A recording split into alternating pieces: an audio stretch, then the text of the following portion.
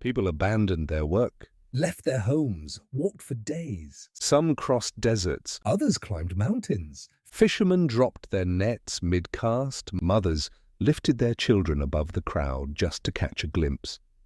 Blind men reached forward into the unknown. Entire villages emptied as people ran through dusty streets. All for one reason, to see Jesus. But what was it about him that made people leave everything behind? What force, invisible yet undeniable, pulled thousands away from their daily lives And drew them toward a single man walking calmly through the crowd? In the beginning, he looks like any other traveler passing through an ancient village. The marketplace was alive, loud, and busy. Merchants called out their prices. Children chased each other between the stalls. The smell of bread and spice filled the air. Then slowly, heads began to turn. A stillness moved through the crowd, like a quiet wind before a storm. Jesus entered the town. No crown rested on his head. No palace stood behind him. No army marched at his side. He carried none of the symbols the world uses to demand attention, yet something about him drew people closer. It was not force. It was not fear. It was something far more powerful than either of those things. It was presence. They came from every corner of society.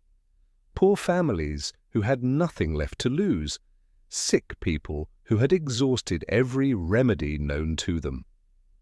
Lonely elderly men and women who had been forgotten by the world around them. Children who simply felt drawn without fully understanding why. Some came seeking healing for their bodies. Others came seeking healing for something deeper, something that medicine could not touch. Many simply wanted answers to questions that had haunted them for years, questions about suffering, questions about purpose, questions about whether they mattered at all.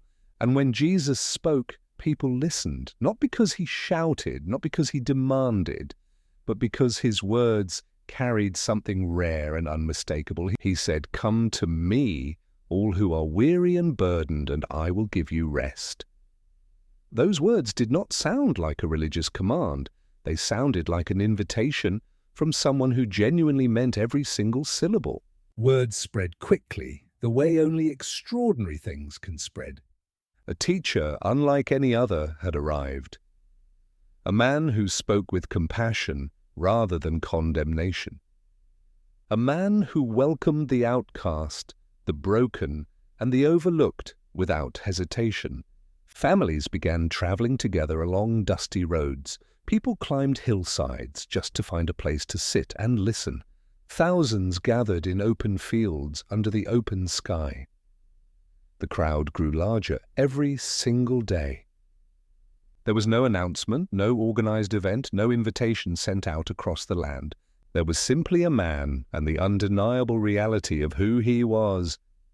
That was enough. That has always been enough. For some, it was not a miracle that changed them. It was a moment. Jesus sitting with ordinary people, listening without rushing, teaching without lecturing, smiling at those the world had told to stay invisible. Reaching out to those others had long stopped reaching toward.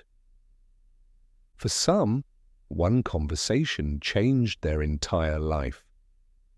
For others, one act of kindness restored a hope they had buried so deeply they had forgotten it ever existed. People came searching for answers, but many found something far greater than answers. They found someone who already knew their questions before they could speak them aloud, and that discovery changed everything. History remembers the miracles. History remembers the cross. History remembers the resurrection that shook the foundations of everything humanity thought it understood about life and death. But before all of that, before the great moments that would be written into every generation that followed, people simply met Jesus. They looked into his eyes, they heard his voice, they felt seen in a way they had never felt seen before. and they were never the same. That is why they followed him across deserts and over mountains and away from everything familiar. That is why his story still moves hearts today, 2,000 years later, in every language, in every nation, in every human heart, still searching for something real.